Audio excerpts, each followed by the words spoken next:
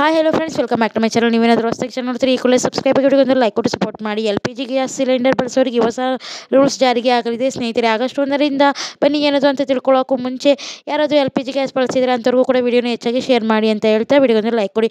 ಎರಡು ಹೊಸ ನಿಯಮ ಜಾರಿಗೆ ಮಾಡ್ತಾ ಇದ್ದಾರೆ ಸ್ನೇಹಿತರೆ. LPG ಗ್ಯಾಸ್ ಬಳಸೋರಿಗೆ ಇದು ಒಂದು ಗುಡ್ ನ್ಯೂಸ್ ಅಂತ ಆಗಿದೆ ಸ್ನೇಹಿತರೆ. ನೀವು ಕಂಡಂತೆ LPG ಗ್ಯಾಸ್ ದರದಲ್ಲಿ ಸಾಕಷ್ಟು ಏರಿಳಿತ ಆಗ್ತಾ ಇದೆ. ಆದರೆ ಇದೀಗ ಸರ್ಕಾರ ಬಂಪರ್ ಗುಡ್ ನ್ಯೂಸನ್ನು ನೀಡಿದೆ. ಅದು ಏನಂದರೆ LPG ಗ್ಯಾಸ್ ದರದಲ್ಲಿ ಬೆಲೆ ಕಡಿಮೆ ಆಗ್ತಾ ಇದೆ. ಆದರೆ ಆಗಸ್ಟ್ 1ರಿಂದ ಅಂತ ಇನ್ಫಾರ್ಮೇಷನ್ ಬಂದಿದೆ. ಹಾಗೆಯೇ ಎಷ್ಟು ಕಡಿಮೆ ಆಗ್ತಾ ಇದೆ ಅಂತ ನಾವು ತಿಳ್ಕೊಳ್ಳೋದಾದರೆ 50 ರೂಪಾಯಿವರೆಗೂ ಕೂಡ ಒಂದು LPG ಗ್ಯಾಸ್ನ ದರ ಕಡಿಮೆ ಮಾಡ್ತಾ ಇದ್ದಾರೆ ಅಂತ ಹೇಳಿದ್ದಾರೆ. ಇನ್ನೊಂದು ಹೊಸ ರೂಲ್ಸ್ ನಿಯಮ ಏನು ಅಂತ ನಾವು ನೋಡೋದಾದರೆ, ಇದು ವಿಮಾನ ನಡೆಸೋರಿಗೆ ಸ್ವಲ್ಪ ಕೈ ಸುದ್ದಿ ಅಂತಲೇ ಹೇಳ್ಬೋದು.